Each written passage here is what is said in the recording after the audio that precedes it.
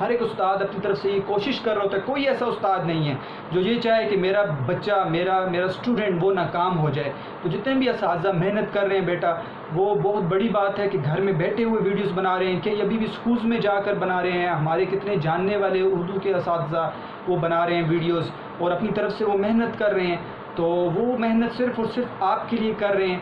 تو مجھے امید ہے بیٹا کہ آپ بھی ان کی اس محنت کو دیکھتے ہوئے، ٹھیک ہے، اور یہ بے لوث خدمت بھی باز کر رہے ہیں بیٹا. بے لوث مطلب کسی نے ان کو کہا نہیں ہے کہ آپ ویڈیوز لیکچرز بنائیں، اور ان کو کیا فائدہ ہوگا، کتنے پیسے مل جاتے ہیں یوٹیوب پہ، کوئی پیسے نہیں. یہ ان کی اپنی طرف سے. کئی اساتذہ ایسے میں نے دیکھے ہیں جو گورنمنٹ کالجز کے ہیں، ہمارے دوست ہیں، ٹھیک ہے، وہ گورنمنٹ کالجز کے پروفیسر ہیں، پیسے مل رہے ہیں، گورنمنٹ کالج کے بچوں کے لیے وہ لیکچرز بنا کر وہ وہاں پر اپلوڈ کر رہے ہیں، اور اگر دیکھنے والا کوئی نہیں ہے لیکن پھر بھی اپنی طرف سے محنت کر رہے ہیں کہ اللہ تعالیٰ کے ہاں ان کی یہ محنت تو جائے کہ ہم اس وقت میں بھی جو ایک مشکل وقت تھا، گھر کے اندر ہم رہ کر ہم اپنی طرف سے یہ کر سکتے تھے.